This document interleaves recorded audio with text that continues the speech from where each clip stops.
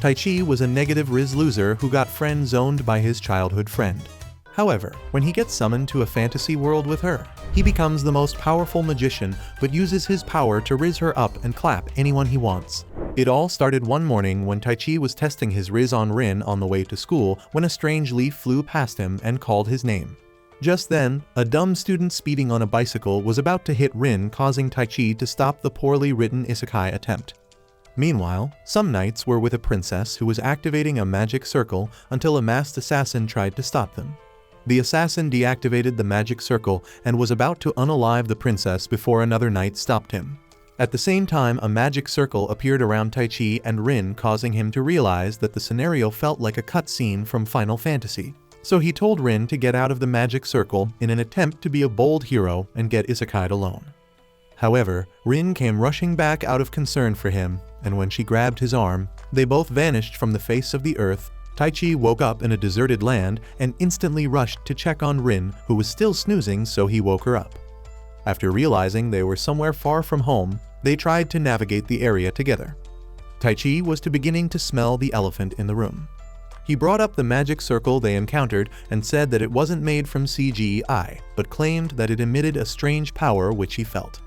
Rin wasn't willing to hear his nerd fantasy nonsense, so she told him to shut up when he started implying that they could be in a fantasy world and claimed it wasn't possible until a strange horse beast that looked like a special grade curse from Jujutsu Kaisen began to attack them. After dodging several of the horse monster's attacks, Taichi realized that it was trying to make them dinner, so he asked Rin to run and hide somewhere while he distracted it as bait. She argued, saying that he'd die if they followed his plan, but Taichi motivated her to do it by saying that he was desperate to prove he had some Giga-Chad aura by taking on the beast alone. He rushed towards the beast and threw a rock at it, but his arm strength was like wet spaghetti.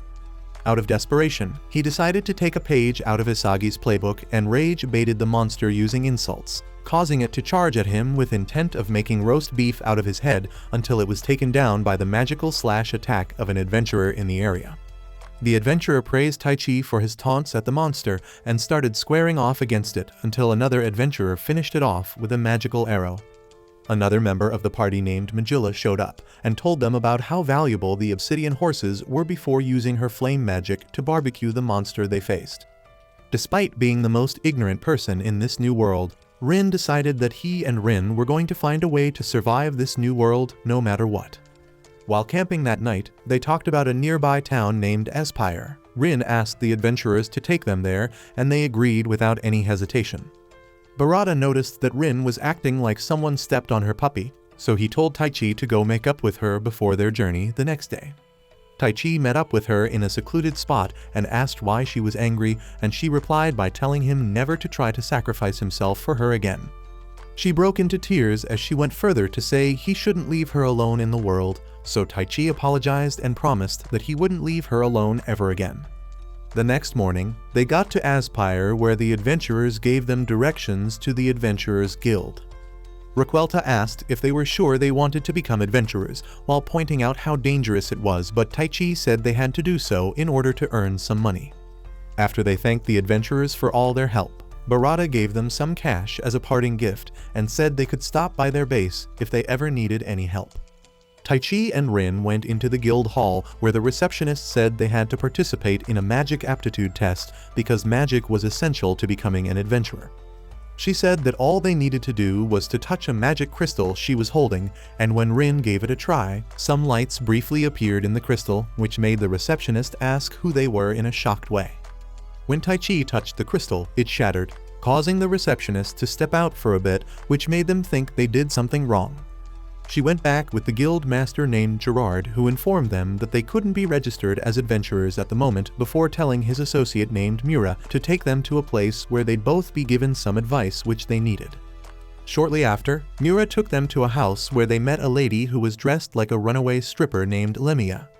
After hearing what happened at the guild hall, Lemia gave them a special device which she made for measuring magic strength and magic capacity. When they used the device, Lemia noticed how absurd their numbers were and proposed that they become her apprentice from that day forward. Lemia told Taichi that his magic capacity was 120,000, while his magic strength was 40,000, and Rin had a magic capacity of 37,000 with a magic strength of 5,000. These values were astounding because normally, humans with a capacity over 10,000 and strength over 2,000 became knights or royal mages. Even Lemia, who was the top mage in the Elistane magic kingdom, only had a magic capacity of 43,000 and a magic strength of 6,000. She informed them that Mura had a magic capacity of 35,000 with a magic strength of 3,800 and revealed that the reason she wanted the Isekai duo to be her apprentices was because they possessed incredible power which they had no idea how to use. Mura added that they could destroy themselves if they didn't learn how to properly use their magic power. So Taichi asked what would happen if they did train under Lemia. Lemia said they'd become that world's equivalent of Goku and Vegeta, and added that Taichi would be able to wage wars on entire countries all by himself since nobody could touch him. She flaunted her huge melons in his face while telling him that he would have all the money and women he wanted if he became king, and Rin stopped him from folding by covering his eyes. The four of them were having some breakfast together outside the house when Mura explained that magic spells are techniques that could be used by providing spirits with magic power. Rin asked if it was possible to activate spells without the help of spirits, and Lemia confirmed that it wasn't, before revealing that there were 4 types of spirits and magic attributes, which were wind, fire, water, and earth. Rin figured out that the kind of magic spell that could be cast depends on the kind of spirit you feed your magic power to. So Lemia called her a quick learner and trolled Taichi for having less IQ than a typical One Piece fan. She revealed that spirits were the ones who chose mages, not the other way around, and explained that most mages who were called single magicians could only use one attribute of magic, except in rare cases like Mura, who was a dual magician that could use both fire and earth magic. Lemia revealed that she was a triple magician who was capable of using fire magic, wind magic, and water magic before dropping a bombshell, which was the revelation that Rin could use all 4 types of magic. She explained that Rin was an extremely rare kind of magician called a quad magician. So Taichi anxiously asked what kind of magician he was. Lemia said she had no idea what kind of magic he possessed because he was a sorcerer and not a mage, which meant that he used a unique form of magic called sorcery. Rin asked how it was different from regular magic. So Mura explained that sorcery didn't need chance to borrow power from spirits because they were capable of using the spirits themselves to battle. Lemia said in order to do that, the sorcerer needed to forge pacts with the spirit he commands in order to form a powerful bond which would grant the user a level of power that was beyond anything a mage could wield. When Taichi asked what his magic attribute was, Lemia said she couldn't tell because some unique magicians didn't form pacts with spirits, but rather used ancient sorcery such as light manipulation, dark magic, and space-time manipulation. During their training session, Lemia materialized her magic power in a fist and destroyed a tree using a Detroit Smash, but Taichi couldn't replicate her action despite all of his efforts. Lemia said he needed to master it on that day because magic power meant nothing if he couldn't materialize it. On another part of their training grounds, Mura created some flames and explained to Rin that she had to imagine the spell she wanted to create before chanting it to the spirits, and Rin easily pulled it off on her first try. After a little girl talk between the two of them, Rin managed to manifest blue flames by imagining the flames of a gas cooker, and Rin was stunned because such a spell wasn't in any grimoire. During dinner that night, Lemia told Taichi that they'd focus on his left glowing hand the next day and explained that he needed to enhance his physical attributes using his magic power rather than one that casts spells. A while later, Mura met up with Lemia on the outside and asked her what she intended to do about their current situation.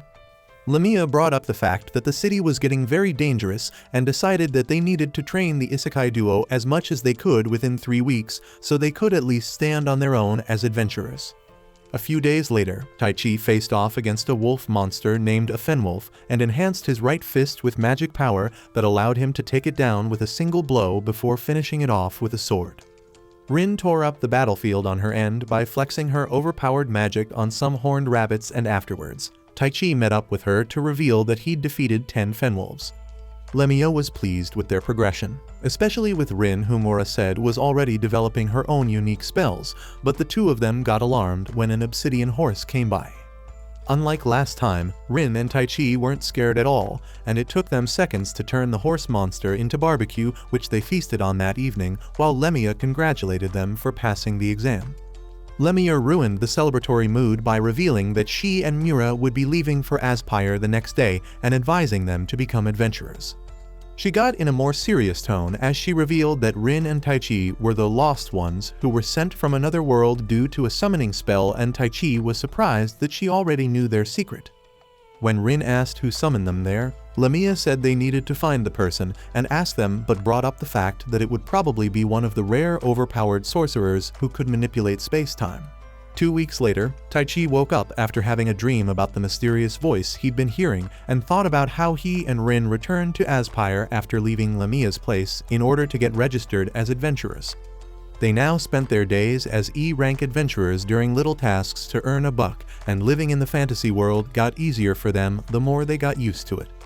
A while later, Rin read a book which informed her that the Elistane Magic Kingdom, which lies in the north of the Western continent, possessed the world's most advanced magic and had a population of over 20 million, with over 80% of that population being magic users.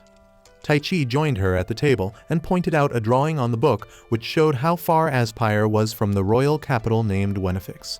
They were interrupted when the barmaid named Armida brought their breakfast, as well as a letter from the guild which turned out to be a summon. When they got to the guild, Taichi asked what was so important that they had to send them a summon, so the receptionist gave him a mission brief which said they had to observe the customers that entered a particular bar in the slums.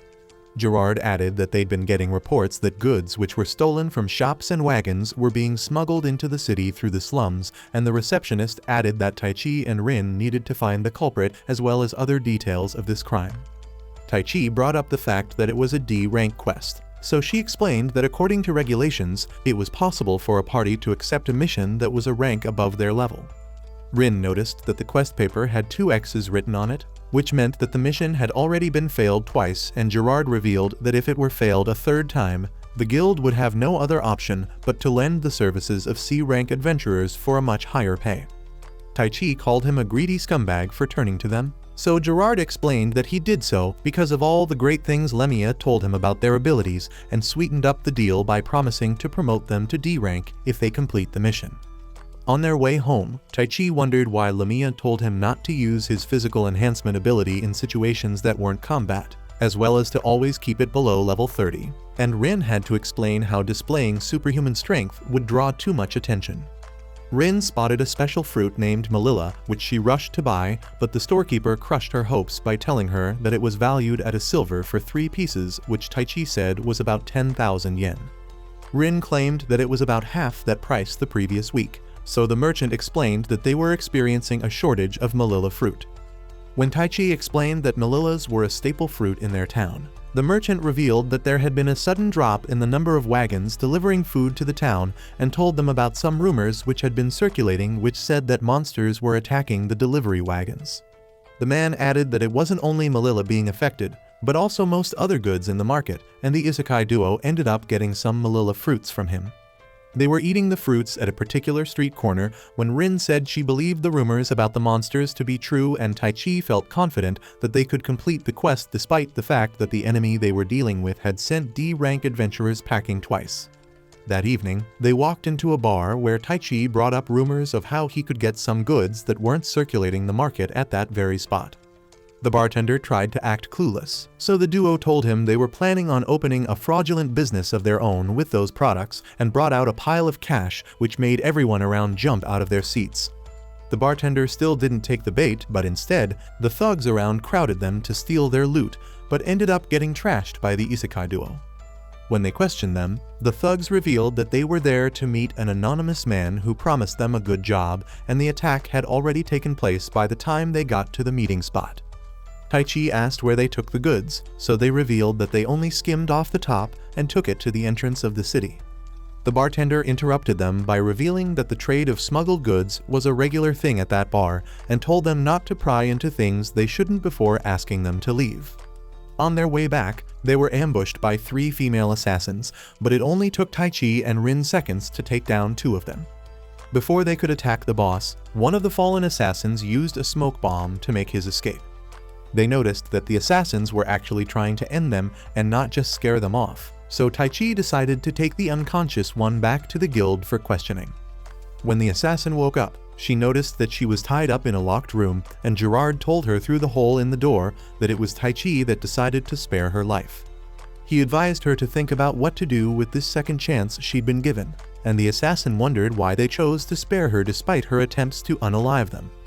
The next day, Rin and Taichi met up with Miura, who congratulated them on their promotion to D rank before discussing the recent troubling events that have been going on in town. Miura then offered to solve the problem of the Melilla fruit and followed up by asking to form a party with them, which they agreed to. They began their journey to the northern forest, where she heard word of a particularly strong magic user guarding some thieves that were raiding that area and causing price hikes. When they got to the area, the farmers in charge named McGill and Leith introduced themselves and offered to show them around the Melilla fields. When the third farmer named Kasim shook Tai Kai's hand, he got a weird feeling. They were patrolling the Melilla fields that evening when they were ambushed by a large ogre and some orcs. Taichi decided to handle the ogre, while Miura handled the orcs and Rin handled defense. It only took seconds for Miura to slice the monsters apart like bacon, and Taichi pulled a Saitama by taking down the gigantic ogre with one brutal punch. That evening, Taichi and the girls had a strategy meeting where they discussed their suspicions about the events and decided to wait for their enemies to react before making a move. Meanwhile, a mysterious sorcerer unalived some monsters in the area and absorbed their souls before swearing to finish off Taichi and the others soon. The assassin was in her room recalling the events of the battle against Taichi, and she realized that he could have easily one-shot her in the battle with his overwhelming strength. Yet he chose to nerf himself and riz her up by apologizing to her mid-battle. Just then, Gerard walked into the room and asked if she'd figured out what she wanted to do with her life, so she replied yes. Back at the Melilla farm, Taichi and the gang were patrolling in the morning when they spotted some footsteps in the area, as well as a burnt-out campfire, which indicated that some intruders had camped in the farm the previous night. Thanks to her detection magic, Rin found out that the intruders were their humans who were still in the area, so the gang caught them red-handed trying to steal some of the fruits. Seeing that their mage bodyguard wasn't with them at the moment, Taichi and the girls marched towards them confidently when they drew arms against them and asked them to surrender. The thieves tried to resist, but it didn't take long before they were wrapped up like Thanksgiving turkeys, and they started lamenting about how the overpowered female mage, who usually protected them, randomly decided to bail on them. When McGill took the crooks away, Kasim shook hands with Taichi once again, but this time Taichi called him out for having weirdly soft hands despite being a man who works on a farm. Kasim tried to deny his suspicion by reminding them that he was just the overseer, but the girls doubled down on the accusations by bringing up the fact that he knew about the ogres and orcs despite the fact that those creatures were unknown to people who weren't adventurers or from the north. Taichi asked Kasim who he was, so he started laughing maniacally as he revealed that he was the one who sent the ogres and orcs to raid the farm, and also the one who told the guild about the Melilla incident despite the fact that he was the one who convinced the thugs to steal them in the first place. When they asked why, he said it was to draw the three of them out in order to prove their abilities, and then started trash-talking Taichi until a strange lady named Grammy, who was wearing an invisibility cloak, joined the party. Grammy offered to take on the girls while Kasim took on Taichi, and it took only minutes before the entire scene became a battlefield. Grammy dodged an explosion attack from Rin and clashed swords intensely with Miura, who asked why she didn't unalive them while she was hidden in the cloak. She replied that she had no interest in petty assassinations, which made Miura realize that she was dealing with a battle-obsessed lunatic. Miura held her off, allowing Rin to fire a flame attack at her, but Grammy countered by using a wind magic spell to counter her attack. Rin decided to go aura for aura by casting her own wind magic spell, which came in the form of a tornado, which would buy Miura some time to reapply her physical enhancement. When Grammy sliced through the tornado, she was stunned to see that Rin had already prepared a buffet for her in the form of a mixture of earth and water spells. At the same time, Taichi asked Kasim if he intended to face him barehanded, so Kasim opened a dark portal which brought out one of the ice beasts from Asgard, which he called his frost elemental, to fight Taichi. Taichi tried to punch it, but his attacks phased right through it, and Kasim explained that physical attacks wouldn't work on it because it didn't have a physical body. However, the frost elemental itself was capable of landing attacks on him, so Kasim asked what he'd do next since he had no way of fighting against it. Meanwhile, all of Rin's attacks were being blocked by Grammy, so a fully powered-up Mura ran in to clash swords with her once again. Rin got baited by Grammy into firing an attack in the direction of Mura, which she managed to dispel in time, but unfortunately that allowed Grammy to land a critical hit on Mura before charging at Rin with her sword. Taichi was still having problems landing an attack on the frost beast, and the problems got even worse when it started firing ranged ice attacks at him, so he asked Kasim why he went this far just to get to them. However, Kasim couldn't care less about the words of a loser as he fed some ominous aura to the frost beast, which transformed it into an even more terrifying form which he called a red elemental. The red elemental daily managed to push Taichi back, and the young hero realized that it only took one super fast attack from this beast to have him coughing up some blood. Kasim revealed that the reason he drew all of them out there was because he wanted Tai Kai's power and planned to use the girls as hostages by making them play toys for weird men to make him comply. Grammy was standing over the girls after flooring them, but the girls got back up and decided to switch to a more basic tactic than the one they'd been using. Mura charged at Grammy and clashed swords intensely with her until Grammy got distracted by the sight of Rin flying towards her with a magic sword. Grammy tried to jump away, but got kicked in the gut by Mura, which created an opening for Rin to stab her with a sword made of lightning. The lunatic refused to back down, so Rin created a tornado using dust particles, which she turned into an explosive spell by feeding it with flame magic, and Mura landed the final blow, which took her down. When Grammy woke up, she tried to act tough by claiming that she was looking forward to dancing with them again, but they were interrupted when Kasim appeared and showed the girls how badly Taichi had been clapped by his red elemental. The girls begged on Tai Kai's behalf, so he tried to blackmail them by having them sew whatever sus demands he cooks up. Taichi watched in agony as he went towards the girls, and he thought about how much he hated himself for being a worthless loser until he was approached by a spirit in his mind who asked if he wanted power. Taichi said he did, so she agreed to lend him some power, but informed him that it would be an extremely painful process because she was breaking some rules to get it done. He remained unfazed by her warnings as he demanded the power, and the spirit introduced herself as a wind spirit named Ariel. When Taichi woke up, he was overflowing with aura, and after tanking an attack from the red elemental, he destroyed it with a single blast of wind, causing Kasim and Grammy to run away. Taichi tried to chase after them, but his body started hurting, so he only managed to gather enough willpower to take one of Kasim's arms off as they escaped. On their way out, Kasim and Grammy discussed how inhuman Tai Kai's powers were, and the girls did their best to tend to him while he was unconscious. Several days later, Taichi woke up in a room at Lemia's place, and when she came to check on him, his stomach made noises worse than your fave's new track. So she fed him a feast before revealing to him that his magic power depleted, which caused him to enter a coma.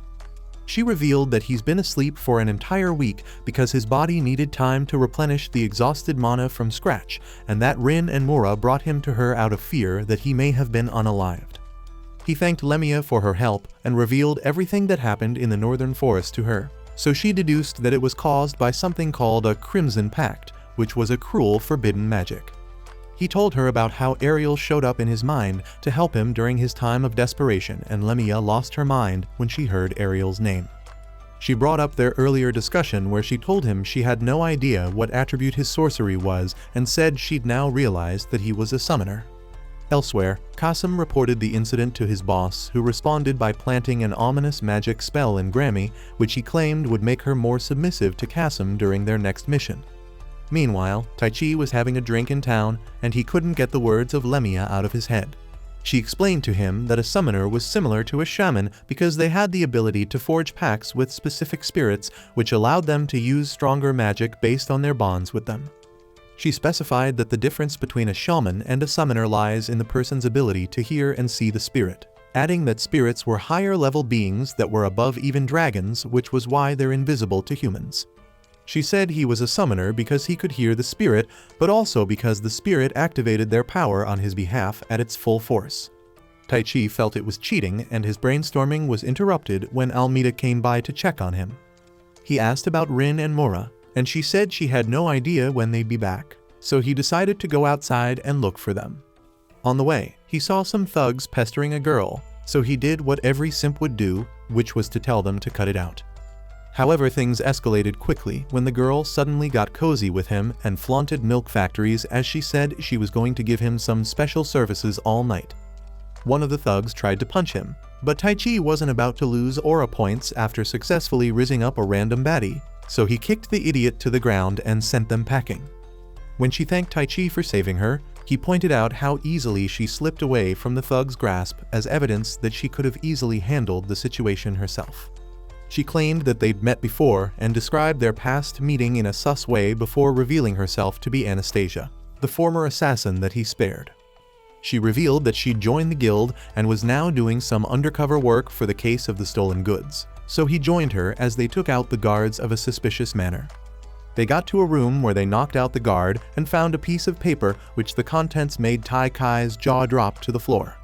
At the moment, Mura and Rin were strolling around town while eating some snacks when they were attacked by an assassin.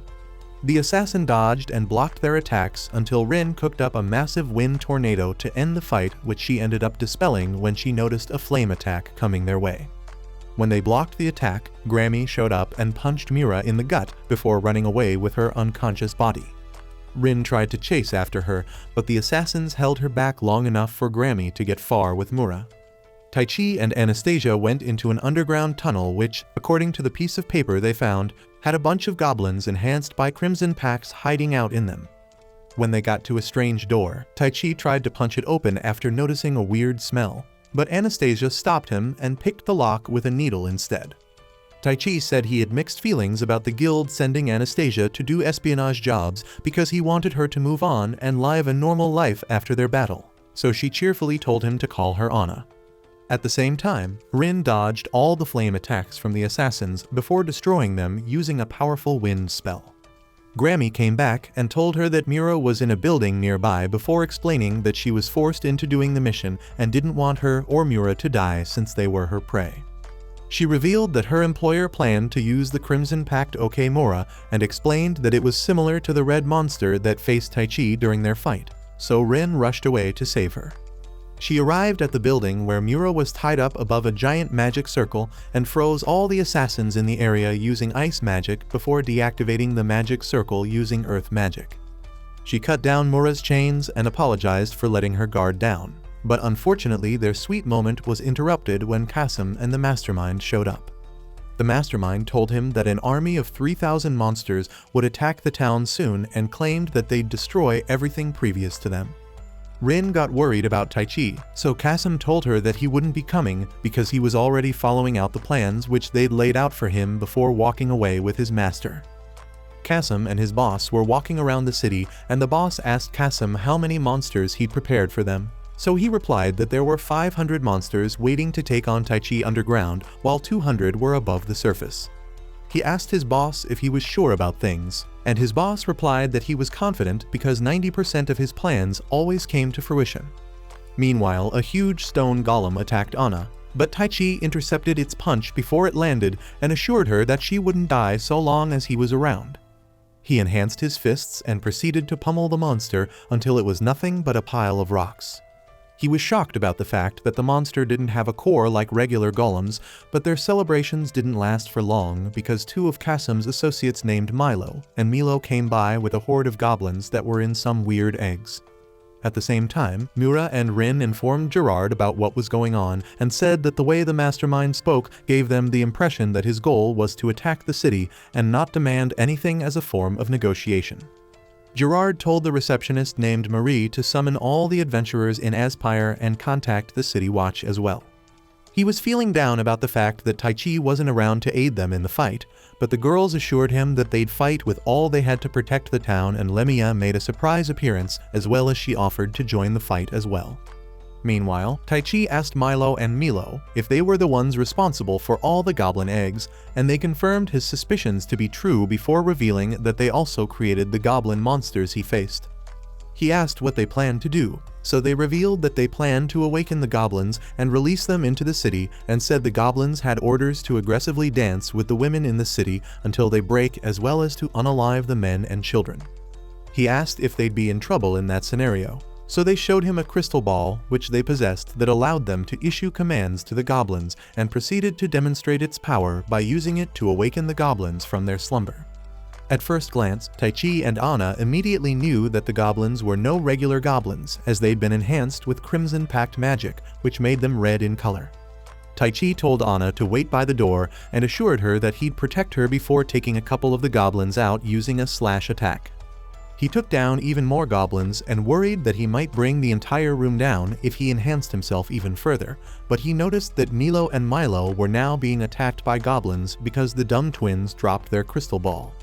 It got to a point where they were cornered by a goblin, so Taichi saved them and read them the riot act for being clumsy idiots before asking them how many goblins they were. The twins informed him that there were multiple rooms like that one in the city, and he managed to get them out of harm's way before charging at the goblins once again. Back at the guild hall, Lemia informed the rest of the squad that there were about 3,000 monsters approaching, which comprised of fenwolves, ogres, and orcs, and Gerard said the city forces had 150 adventurers above D rank and 30 men from the city watch. Lemia came up with a plan which was to open fire with a tactical grade magic spell in order to take down the weaklings, and revealed that one of those spells would shave away most of her magic power. Rin came up with a counter idea, which was to combine water, earth, and fire magic to create a huge explosion that would wipe out all the monsters on the front lines, and asked for permission to move ahead with it. After gaining their approval, she stood on the city wall where Lemia remembered how well she explained the concept of bombs which she planned to use in her magic spell, and felt happy about the fact that Rin was such an overpowered apprentice. When the monsters drew closer to the city gate, Rin fired a ball of magic to a particular spot where the monsters were gathered, which opened a large hole in the ground that swallowed them up. She followed up by filling up the hole with water magic and creating a fireball above it, which created molten metal, which she placed in the puddle of water. The metal overheated from within, causing a massive explosion that took most of the monsters out, so Lemia and Mura praised her for starting their counterattack in such an epic way. By the orders of Gerard, the adventurers in the city rushed outside the city and started destroying the monsters that remained one by one. The mastermind, who watched from a high ground, told Kasim that he was impressed by Rin's powers and said that the fun was only about to begin. After several hours of battling the monsters, Lemia and the girls were about to end the war when they got word about 200 Crimson Pact monsters that were approaching the battlefield. Just when Gerard was about to give up, Taichi arrived with Anna and the twins and asked to join the battle. Lemia, Rin, and Mura were approached by some more monsters, which Lemia easily disposed of before asking the two of them to hold off the battlefield for 30 seconds so she could activate a huge spell that would change the tide of the battle. While Lemia chanted, Rin destroyed a bunch of magical beasts using a magic lightning sword, and eventually Lemia activated a massive wind attack that destroyed all the monsters in the area. Taichi felt the vibration from Lemia's attack, so he promised Anna that he'd be back before rushing out to join his companions. The girls were now cornered by 3 humongous orcs, which survived their attacks, so they fired their biggest hits at them. Lemia and Mura managed to destroy their targets, but the orc which Rin attacked ended up surviving her spell and now had her cornered. Before the monster could land the finishing blow, Taichi showed up and grabbed its arm.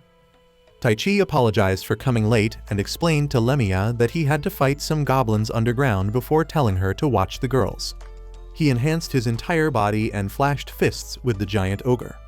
The ogre didn't budge, so he wrestled it to the ground and took it out with the nastiest punch imaginable, which wowed the girls. When he met up with the girls, Mura asked what his enhancement level was when he fought the ogre, and Taichi said he boosted himself up to level 100 in order to surpass the beast's strength. He noticed some monsters approaching them and asked if they could continue fighting, but Lemia said they were already spent and could only manage to keep the status quo for the meantime. She noticed that Milo and Milo were clinging to him and asked who they were, so Taichi revealed that they were talented earth magicians who recently joined their side. He asked Lemia and the girls to watch his back while he took on 2 gigantic ogres that reawakened, and the mastermind, who watched from above, said it was impressive that they managed to slay so many monsters in a single night. He told Kasim that it wasn't a problem though, because they still had something massive in their plans, and claimed that their boss had already visualized every possibility imaginable so they would come out on top. Gerard was having a cup of coffee when a guard informed him that the majority of the red monsters were reduced to cannon fodder by Lamia, apart from the 3 humongous orcs, which were now engaged in combat against Taichi. Anna got worried after hearing that Taichi was engaged in combat against 3 titans, but she calmed down when some injured people she tended to thanked her for her help. She said she believed in Taichi since he had faith in her, and right as she was about to leave the room, a mysterious hooded figure whispered some words to her that put her brain on autopilot.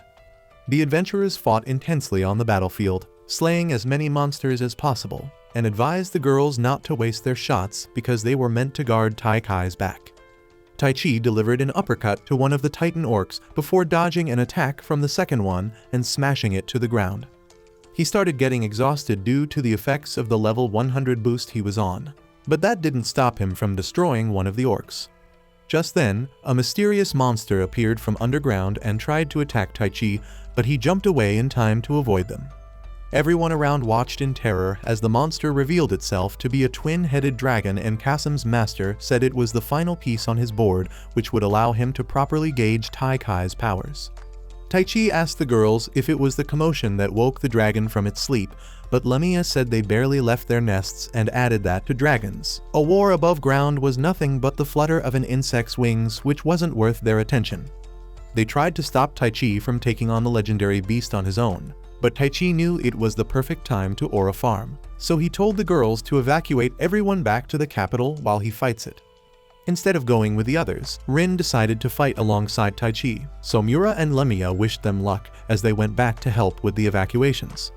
Taichi advised Rin to stay out of the battle because there was a chance that he could sacrifice himself if the battle went haywire and the monster targeted her. Rin agreed, so Taichi thanked her before rushing forward to meet the beast. He called out to Ariel, but she didn't respond, so he felt that their earlier encounter was only a fluke. He enhanced himself up to 100 again and tried to punch the dragon, but it blocked him easily before firing several flame attacks at him. He managed to dodge the dragon's breath attacks, but got swept off his feet by the monster's tail, and Rin tried to help him out with a spell before the second dragon head fired a warning shot at her, which she translated as it telling her to stay out of the fight. Taichi tried to regroup as he wondered why the dragon was even there, but then Anna came by and tried to help him out, so he yelled at her in a way that weirdly made her regain consciousness. She wondered what she was doing in the area, but the dragon didn't give them any time to catch up as it fired another massive breath attack in their direction. Anna pushed Taichi out of the way, taking the full grunt of the attack, and Taichi tried to help her, but it was all too late. In her final moments, Anna thanked Taichi for being the first person to treat her as a woman, and she was about to confess her feelings before noticing Rin standing in the corner, which made her realize that her feelings were one-sided. With her last breath, she asked him to be her friend, and Taichi was absolutely devastated by her death, as he remembered how he promised to take care of her during their encounter with the goblins. He demanded that Ariel hands him her powers in a loud way, causing him to appear in a spirit dimension where he saw Ariel in full form for the first time. He yelled at her, so she apologized as she explained that she couldn't do anything because she needed him to command her based on the laws of their world. He asked about their previous encounter, so she explained that it was an exception because his life was in danger before apologizing again. Taichi started blaming himself for not having the resolve to summon her powers to save Anna, and he finally asked Ariel to give him her powers. She agreed and told him to call her Eri from that point on. Taichi came back to the real world, now fully harnessing Eri's power, as he told Rin that he'd now become a summoner. As he marched towards the dragon, he told Eri that they'd settle the fight in one blow, and when they got to the dragon, he asked why it intervened in their goal. The dragon asked Taichi to show it his power, so Taichi agreed. The 2 heads of the dragon fired massive flame attacks at him, which he destroyed with wind magic and took out the twin-headed dragon. The dragon commended him for his strength after being defeated and said that he intervened because of the request of a certain guy who asked them to fight him. The dragon said the person who hired his services would continue guiding Taichi and revealed that he granted the person his power because he agreed with his beliefs. The dragon advised Taichi to grow stronger so he could protect those dear to him as he walked away. Elsewhere, the mastermind told his master about everything that happened on the battlefield, and she decided to kickstart the next stage of their plan, which involved a national crisis. Several days after that battle, Taichi was with the girls and he showcased his summoning ability by making Eri appear, so Lemia expressed how impressed she was by his growth. They noticed a carriage moving by the area, and after noticing the crest on it, Lemia informed them that it was a messenger from the royal family. A girl named Alcina introduced herself to the gang as a messenger of the king who was named Gilmer and asked them to accompany her to the royal capital Wenifix to lend their strength. Inside the carriage, Rin asked Alcina what was going on in their country, so she explained that for the past 30 years, the Illistane Magic Kingdom had been governed by a balance between factions supporting the king and his younger brother. While Gilmer obtained power through diplomacy and proactively reaching out to other nations, the younger brother who was named Dordesheim continued to oppose him at every turn.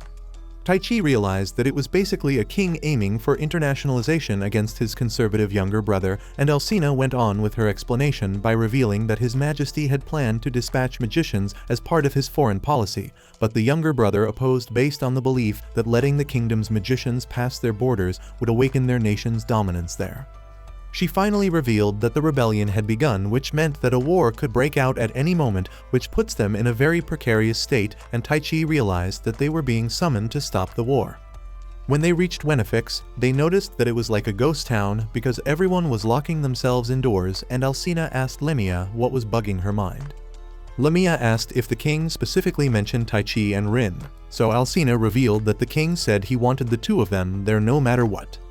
Right when they were about to continue their trip, the Isekai duo felt their spidey senses tingling, which allowed Taichi to save Alcina from an unknown archer's assassination attempt. They arrived at the royal palace where they noticed that everyone around was staring at them like they were some rare Pokémon, and Alcina introduced some important figures in the room, including the head royal magician named Bella, the supreme commander of the royal army named Simela, and the princess of the kingdom named Charlotte. When King Gilmer showed up, he commended them for their efforts during the battle at Aspire, but Lemia wasn't ready to have any small talk, so she told him to get straight to the point. The people around were about to burn her at the stake like it was 1960 because of her disrespect towards the king, but Gilmer dismissed them and cheerfully told Lemia that she hadn't changed. She brought up the issue that was brewing between him and Dordesheim and offered to help in the condition that they'd head back to Aspire if he doesn't accept them. Gilmer agreed to her demands, but then she went in a more serious tone as she asked if he was the one responsible for Taichi and Rin's summoning. She guessed that he desperately needed the might of people with overwhelmingly powerful magic so he could quell the rebellion. Gilmer confirmed her suspicions to be true and apologized to the Isekai duo for summoning them, but Taichi angrily retorted by bringing up how their lives were taken away from them only to be put in multiple near-death scenarios. Lemia said they were forced to become adventurers in order to survive and now had to fight for the sake of the country, so the king agreed to take full responsibility for anything that happened to them. A while later, Rin and Taichi were talking about how great it was that they'd figured out who summoned them when Alcina came by with Princess Charlotte. Charlotte apologized and confessed that she was the one who summoned them. She explained that she's a magician capable of manipulating space-time and apologized for dumping them in a field full of monsters. Alcina tried to calm her down by reminding her that she was only following orders from Gilmer, which she herself didn't fully want to do. Charlotte argued that she felt the same desire as Gilmer to protect the country and its people, and revealed that she specifically designed the magic spell so that it would select people that met her requirements. She also revealed that she initially planned to summon only Taichi, but because of the interference by the Duke's assassins, the spell went berserk and ended up dragging both of them to the new world. Taichi asked how they could go back, so she revealed that summoning magic could only be conducted once in a lifetime and burst into tears as she apologized for what she'd done to them. She promised that she'd find a way to send them back to their world when the war ends, even if it costs her own soul. So Rin and Taichi calmed her down by telling her about all the amazing experiences they'd had since getting into the new world and saying they needed to focus on stopping the war so the people could live in peace. Lemia crashed their little heart-to-heart by summoning Taichi to the outside of the castle, where he was put in a match against General Simela. Simela said she wanted to test him directly to see how strong he is, so she charged at him, and he managed to block her attack with his sword. She tried more times to slice his head open, but Taichi held his own against her, and Lemia explained to the girls that she was the one who proposed this duel as a way of earning the trust of the people at the capital. Sumela fired a shockwave at him, which he managed to block before attempting to summon Eri. He stopped halfway after realizing that using Eri to face her could lead to her death, so he decided to use his body enhancement instead. Their swords broke when they clashed again, so they started throwing hands and everyone watched in shock as Taichi took the general down with a wrestling move which made her yield. Sumela complimented his battle skill and pounced on him before asking to be his permanent baby maker. She started glazing him and saying all sorts of corny stuff to get him to fold, but Taichi yelled in terror instead. That evening, Taichi summoned Eri while resting on the roof and told her about how he was scared that his power could unalive people if he went full force. He brought up how he's only fought monsters so far, implying that he was worried because he'd have to fight against normal soldiers during the war, and also shared that he didn't want Rin to hurt anyone as well. Afterwards, he went into Rin's room where he accidentally saw her with barely any armor on, causing both of them to freak out. Charlotte was saying some prayers at the temple when the mastermind, who was named Ladra, showed up and advised her to get some rest. The next day, Taichi met up with Rin in the yard and informed her of a meeting which they needed to attend, but she was too busy tending to the garden which the royal family couldn't care for because of all the war drama going on. Meanwhile, Duke Dordesheim was having a meeting with his faction based on their plans to attack the royal capital soon, and two of the commanders named Marchese and Nilgen started arguing over who had a longer sword.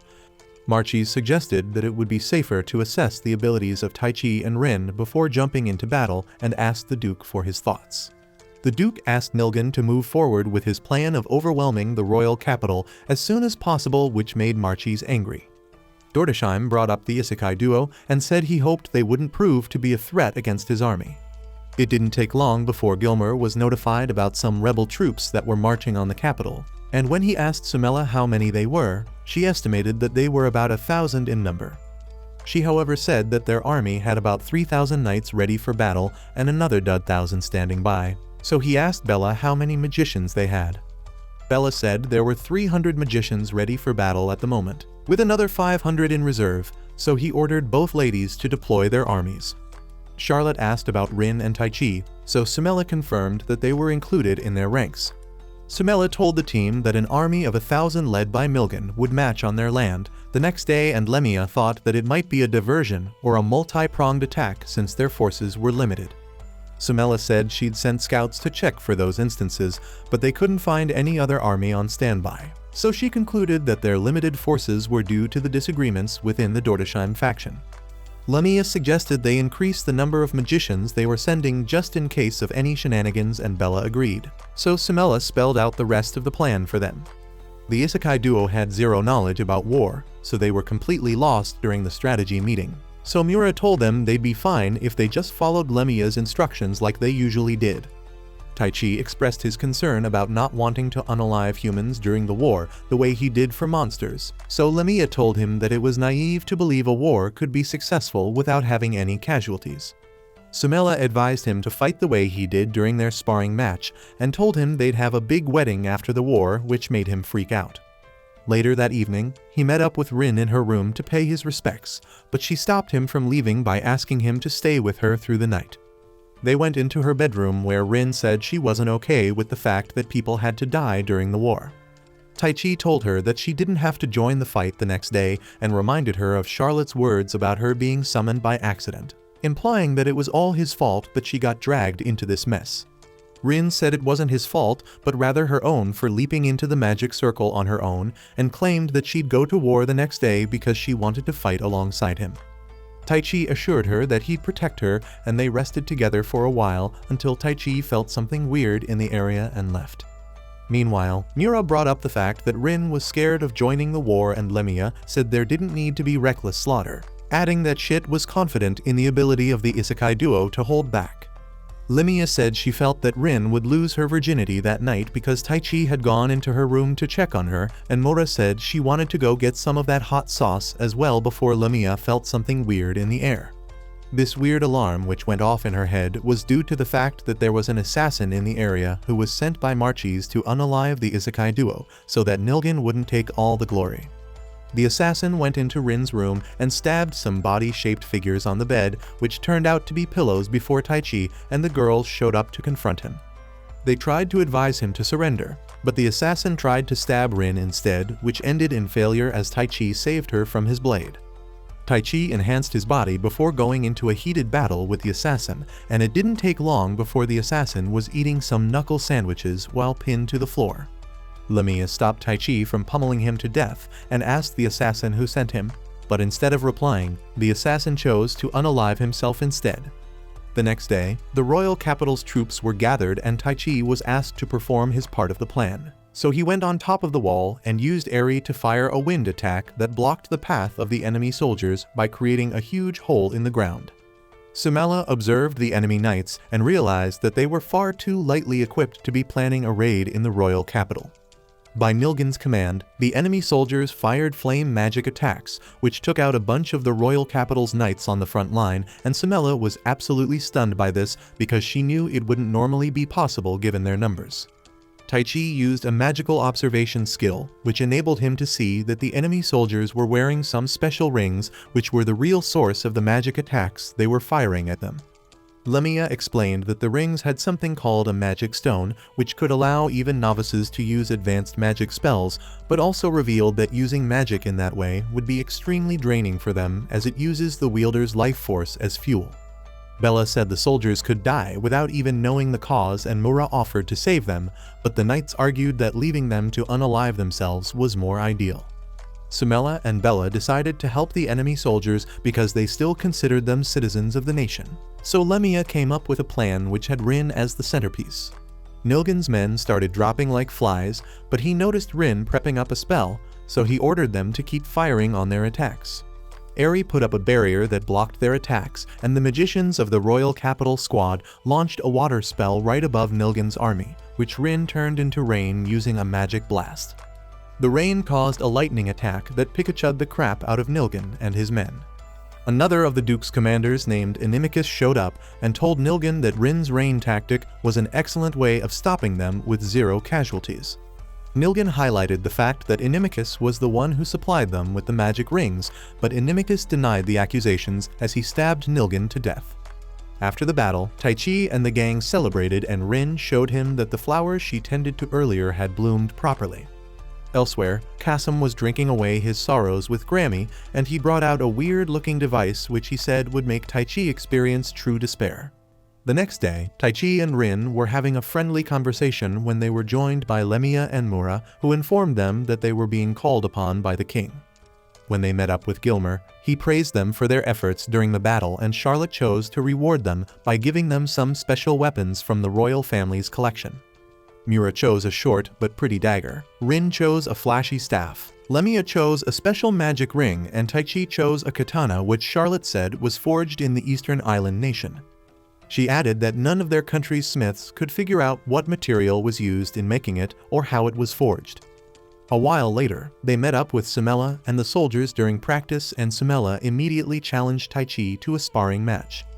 Lamia activated the magic ring which caused it to emit a huge wave of lightning energy, and Sumela pounced on Taichi again, begging to have a taste of his long sword. Hours later, Taichi went into town to get some medicine for his chronic stupidity, and he noticed that everyone in town was staring at him for some reason. The people started swarming him and giving him the full Justin Bieber treatment because of the fact that he saved the town the previous day. Afterwards, he went to a secluded area where he met up with Kasim. He noticed that Kasim was missing his gooning hand, so he asked what happened to it. Kasim said he was the one who tore out the arm during his rage moment and swore that he'd end Taichi. Taichi pleaded with him that they should take the fight elsewhere since he didn't want any of the people around to get hurt and went further to say that he didn't want to fight Kasim at all. Kasim said Taichi didn't have the right to refuse because he's already made movies to poison the town's water supply if he refuses to face him and asked him to come with him.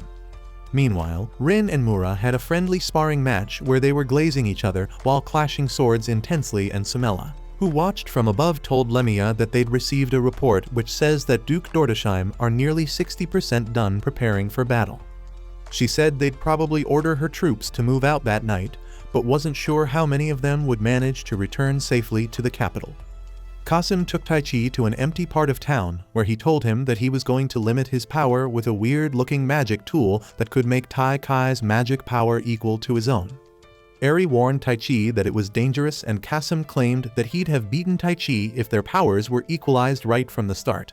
But Taichi argued that such a match would end in a draw. Kasum called him an idiot and said that in equalized battles that it was hard work that was the determining factor, implying that talented people like Taichi didn't put in any hard work during his journey. He claimed that he'd put in far more hard work than Taichi, and this ticked Taichi off to the point where he accepted to fight Kasum without using any cheat abilities. When they stood across from each other, Kasum activated the tool and Taichi immediately felt his powers being diminished. Taichi fired a tornado attack, which Kasum dodged easily before charging at Taichi with a sword. Taichi blocked his strike with his own sword and created some distance before blasting several more wind attacks at him. Kasum jumped over his attacks and fired a couple of long-range magic attacks of his own, which Taichi dodged before charging at him again. Taichi kicked his sword away, and the fight became a slugfest where both men beat each other up, and they decided to end things in the next exchange. Kasum charged up a massive magic attack, and Rin was desperately trying to figure out what to do until he remembered the words Rin told him when he was still trying to manifest his magic. Thanks to this, Taichi created a slash attack using his katana that split the wind attack into two and slammed Kasum on the nearby wall. Kasum admitted that he was defeated, and Taichi tried to cheer him up by reminding him that he had a one-arm advantage. But Kasum said it didn't matter because battles require the combatants to work with the carriers they've been dealt. Eri showed up and demanded that he return Taikai's power, so Kasum revealed that the only way to get it back was to destroy the magic item. Taichi asked why he was being very cooperative with them, and he replied that it would be pathetic to withhold information after losing a duel fair and square.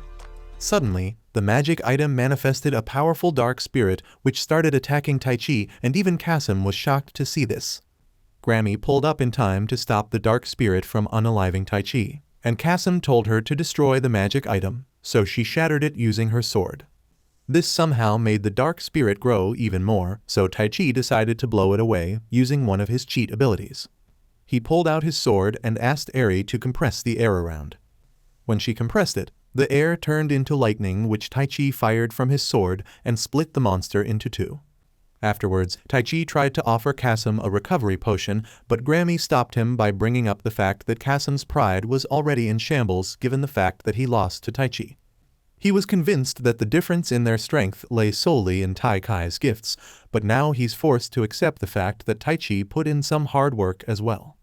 She went further to reveal that Kasum likes people who work hard, and when Grammy helped him away, he shared a cheerful smile as he bid Taichi farewell. Just then, the bells started rolling, and a merchant in the area informed Taichi that the rebel army had declared war on the capital.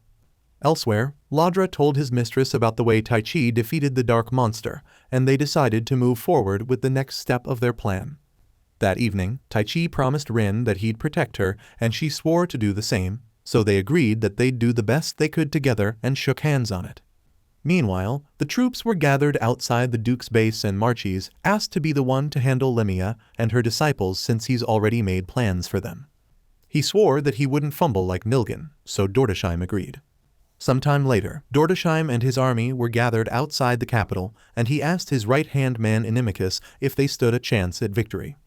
Inimicus replied that he believed they would because Marchis would surely take care of Lemia and the girls, and revealed that he as well had a plan for Taichi.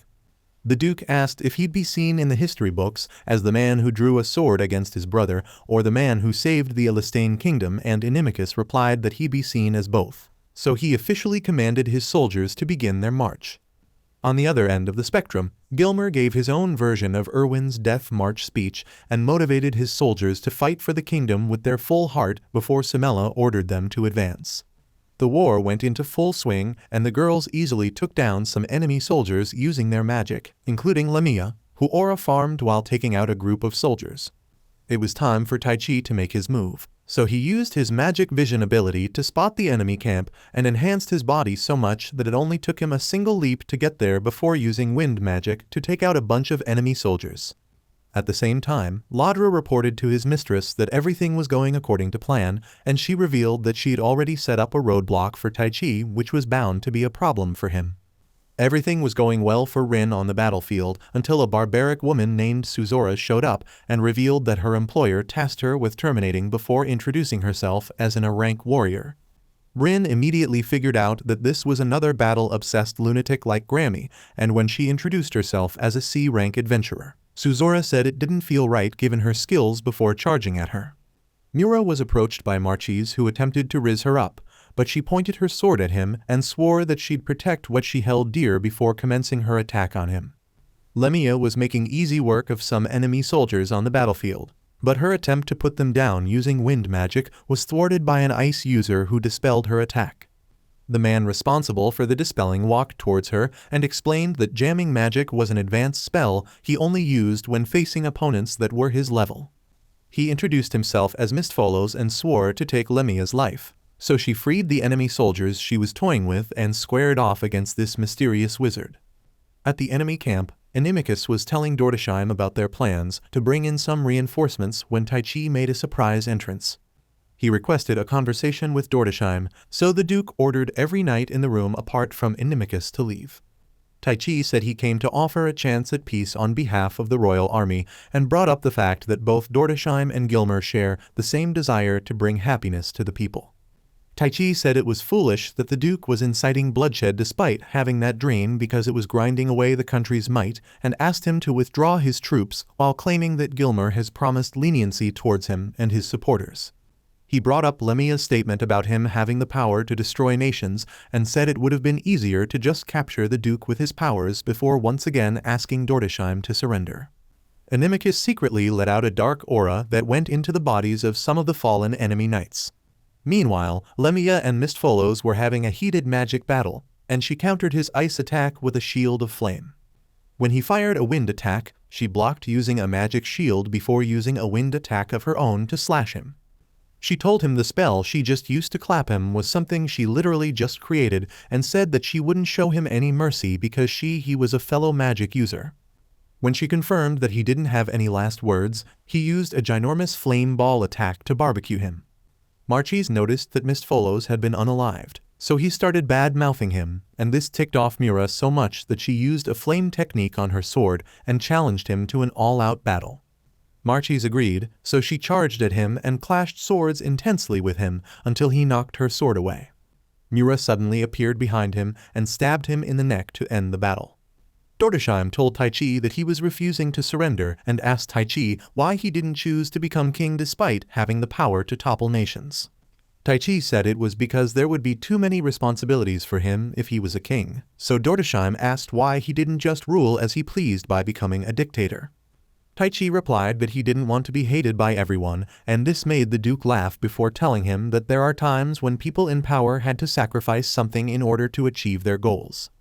Dordesheim said he wasn't backing down because he felt it was his responsibility to care for the nation of Elistane, and Eri pointed out the mysterious dark aura which Inimicus was emitting, which made fallen knights begin to reawaken in dark forms. At the same time, Suzora fired a tricky flame attack on Rin, which she managed to dodge before firing some ice spells. Suzora shattered her ice attacks, so Rin turned a massive ball of fire into a rain of flames that severely injured Suzora.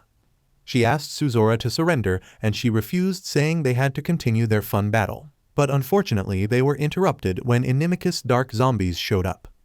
Dordesheim asked Inimicus what he was plotting, so Inimicus revealed that he'd prepared a dark spell which affected the entire battlefield ahead of time and confessed that he'd been using the Duke all along to forward his own agendas.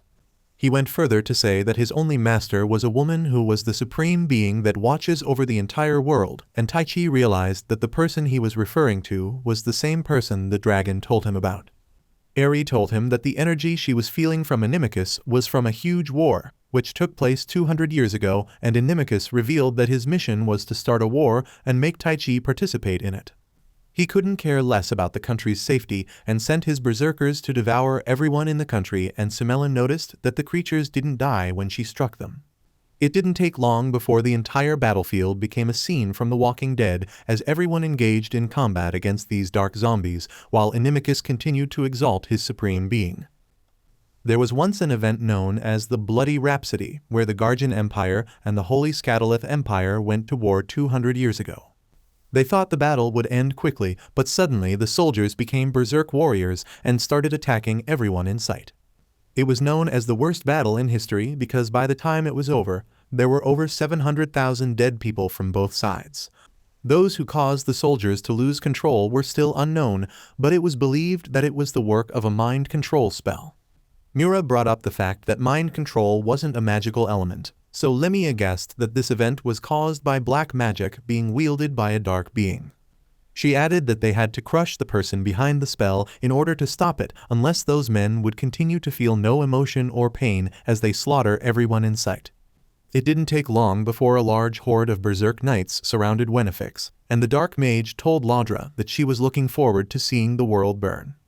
Rin and Suzora were fighting off some of the dark zombies when Rin offered to hire Suzora's services for a job, which she said was fighting alongside her until the war was over, and Suzora agreed to this proposal.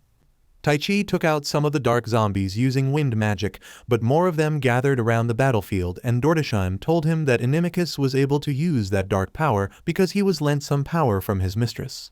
He brought up the fact that the dark magic user started this war in order to drive Taichi into a corner, and revealed that Gilmer had ordered his knights to stop these berserk soldiers even if it costs their full army or every citizen in Elistane.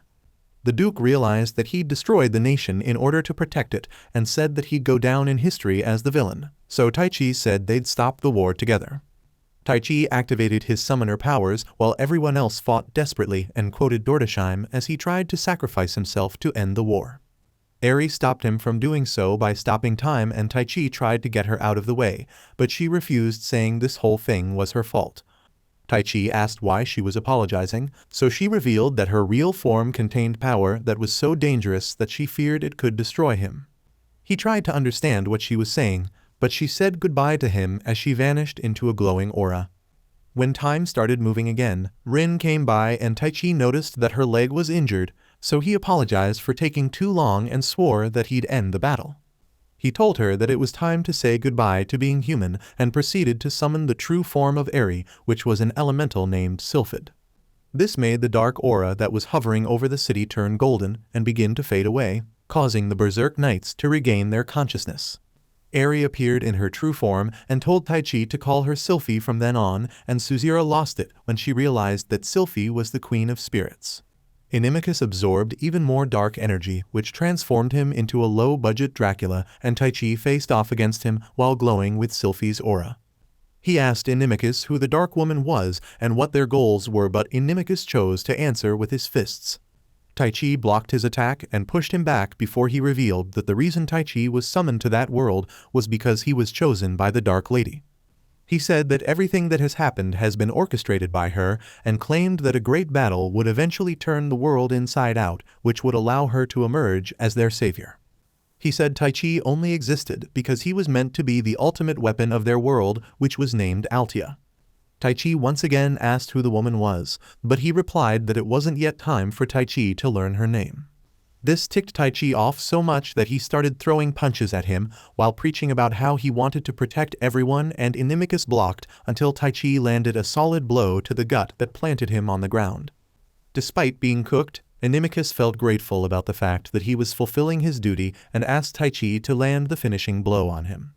When Taichi hesitated, Inimicus claimed that his naive no-one-dies mentality was his weakness, but Taichi amplified his aura as he created a huge tornado.